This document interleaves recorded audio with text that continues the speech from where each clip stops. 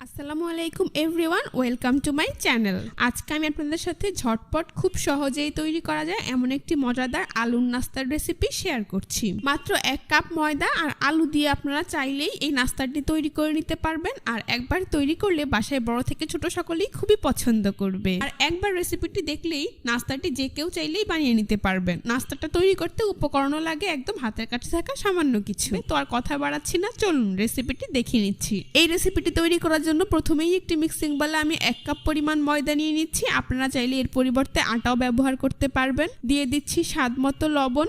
তারপর এখানে আমি দিয়ে দিচ্ছি 1 টেবিল চামচ পরিমাণ রান্নার রেগুলার তেল। এইবার সবগুলো উপকরণ একসাথে খুব ভালো করে মিশিয়ে নিচ্ছি।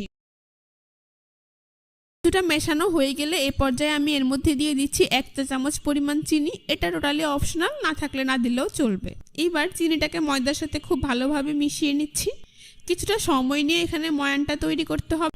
যখন দেখবেন ময়দা এইভাবে হাত দিয়ে মুঠো করলে দলা পেকে যায়, তাহলে বুঝতে হবে ময়দা পারফেক্টলি মাখানো হয়ে গিয়েছে। এখন এর মধ্যে অল্প অল্প করে পানি অ্যাড করে আমি একটি ডো তৈরি করে নিচ্ছি। এখানে আমি নর্মাল টেম্পারেচারের পানিটাই ব্যবহার করেছি। তো খুব বেশি নরম ডো এখানে তৈরি করা যাবে না। দেখতেই পাচ্ছেন আমার ডো কিন্তু তৈরি করা হয়ে গিয়েছে। এখন এটাকে একটি ঢাকনা দিয়ে ঢেকে রেস্টে রেখে দেবো প্রায় 10 থেকে 15 মিনিটের জন্য। তো চলুন নাস্তাটির জন্য খুব সহজেই একটি আলুর পুর তৈরি করে নিচ্ছি। সেই জন্য অন্য একটি মিক্সিং বলে আমি 3টে মিডিয়াম সাইজের আলু এইভাবে কেটে খোসা ছাড়িয়ে সেদ্ধ করে নিয়েছি। এখন একটি গ্রেটার দিয়ে আলুগুলোকে গ্রেট করে নিচ্ছি। আপনারা চাইলে একটি কাঁটা চামচ কিংবা হাত দিয়েও এগুলোকে ম্যাশ করে নিতে পারবেন। তবে খেয়াল রাখতে হবে যেন আলুতে কোনো প্রকার আলুর দলা বা লাম্পস না থাকে। তো দেখতেই পাচ্ছেন আমার আলুগুলো গ্রেট করা হয়ে গিয়েছে। এখন আমি এর মধ্যে দিয়ে দিচ্ছি 2টি বড় সাইজের পেঁয়াজ কুচি। পেঁয়াজগুলোকে আমি কিছুটা কুচি করেই কেটে নিয়েছি। দিয়ে দিচ্ছি 2 থেকে 3টি কাঁচামরিচ কুচি, 1 টেবিল চামচ পরিমাণ ধনিয়া পাতা কুচি।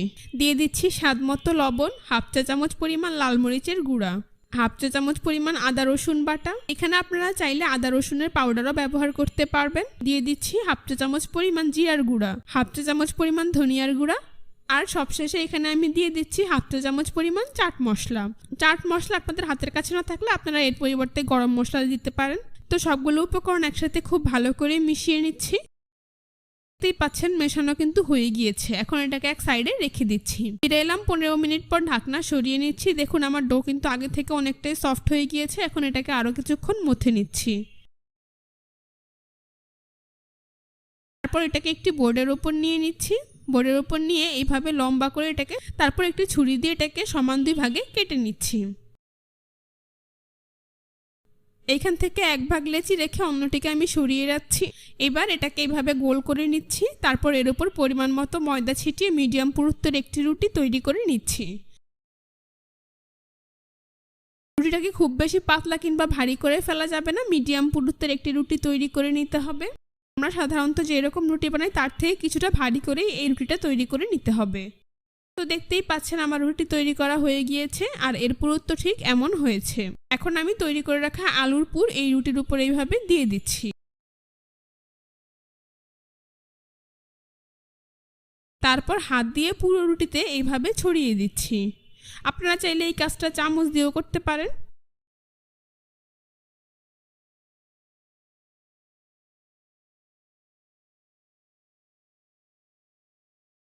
তো দেখতেই পাচ্ছেন আমি পুরো রুটিতে খুব সুন্দরভাবে আলুটাকে ছড়িয়ে দিয়েছি। এইবার রুটিটার নিচের অংশ থেকে এইভাবে রোলের মতো করে ফোল্ড করে দিচ্ছি। এই পর্যায়ে আপনারা রুটিটাকে কিছুটা টাইট করে ফোল্ড করবেন। রুটির একদম শেষ অংশে সামান্য পরিমাণ পানি লাগিয়ে নিচ্ছি, এতে করে নাস্তাগুলো ভাজার সময় আর খুলে যাবে না। দেখতেই পাচ্ছেন আমার কিন্তু সুন্দর একটি টাইট রোল তৈরি করা হয়ে গিয়েছে। এখন একটি ছুরি দিয়ে আপনারা আপনাদের পছন্দ অনুযায়ী মোটা কিংবা চিকন করে নাস্তাগুলোকে কেটে নিতে পারবেন। তো সেই জন্য আমি প্রথমে অল্প একটু অংশ কেটে সরিয়ে নিচ্ছি। এইবার এরকম মিডিয়াম পুরুত্ব করে আমি নাস্তাগুলোকে কেটে নিচ্ছি। এই যে দেখুন এগুলো দেখতে ঠিক এমন হয়েছে। আমি সবগুলো নাস্তা এভাবেই কেটে নিচ্ছি।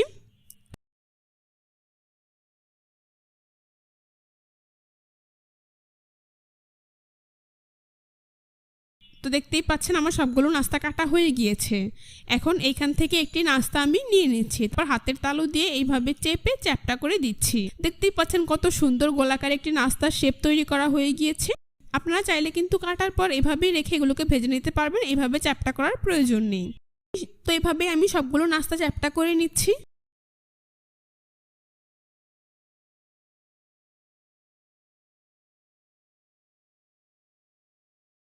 দেখতেই পাচ্ছেন আমার কিন্তু সবগুলো নাস্তা এইভাবে চ্যাপ্টা করে তৈরি করা হয়ে গিয়েছে। এবার নাস্তাটার কোটিং এর জন্য আমি একটি ডিম নিয়ে নিচ্ছি। ডিমটাকে ভেঙে এই বোলে নিয়ে নিচ্ছি। তারপর এর মধ্যে সামান্য পরিমাণ সাদা গোলমরিচের গুঁড়া দিয়ে দিচ্ছি। আপনারা চাইলে এখানে সামান্য লবণও অ্যাড করে দিতে পারেন। এবার ডিমটাকে খুব ভালো করে ফেটিয়ে নিচ্ছি যাতে এর মধ্যে কোনো প্রকার লাম্পস না থাকে। তো দেখতেই পাচ্ছেন ডিম ফাটানো হয়ে গিয়ে এবার আমরা নাস্তাগুলোকে ভেজে নেব। সেই জন্য চুলে একটি প্যানে পরিমাণ মতো তেল দিয়ে তা মিডিয়াম হিটে গরম করে নিয়েছি। তৈরি করে রাখা একটি নাস্তা আমি এই ডিমের মিশ্রণের মধ্যে দিয়ে দিচ্ছি। দু একবার উল্টে পাল্টে খুব ভালো করে ডিপ করে তারপর ডিম থেকে তুলে নাস্তাটাকে আমি সরাসরি গরম তেলে দিয়ে দিচ্ছি। তবে আমি সবগুলো নাস্তা ডিমের ব্যাটারে ডিপ করে তারপর গরম তেলে দিয়ে দিচ্ছি। আপনারা চাইলে এখানে ময়দার ব্যাটারও নাস্তাগুলোকে ডিপ করে ভেজে নিতে পারবেন, সেটাও খেতে অনেক বেশি মজাদার হবে। আমার সবগুলো নাস্তা দেওয়া হয়ে গিয়েছে। এখন আমি চুলার আঁচ মিডিয়াম টু লোতে রেখে কিছুক্ষণ পরপর উল্টে পাল্টে নাস্তাগুলোকে গোল্ডেন ব্রাউন কালার করে ভেজে নেব। চুলার আঁচ খুব বেশি হাইতে দিয়ে নাস্তাগুলোকে ভাজা যায়, সেই ক্ষেত্রে ভিতরে মশলাগুলোর কাঁচা গন্ধ থেকে যেতে পারে। তো দেখতেই পাচ্ছেন আমার নাস্তাগুলো কিন্তু ভাজা হয়ে গিয়েছে, খুব সুন্দর কালার চলে এসেছে। এখন আমি একটি ছাঁকনি দিয়ে এগুলোকে তেল থেকে তুলে নিচ্ছি। তারপর একটি নাস্তার প্লেটে নিয়ে নিচ্ছি। এভাবেই আমি বাকি নাস্তাগুলোকেও তেল থেকে তুলে খুব ভালো করে তেল ঝরিয়ে একটি নাস্তার প্লেটে নিয়ে নিচ্ছি। এরপর পরিবেশন করে আপনাদের দেখিয়ে দিচ্ছি।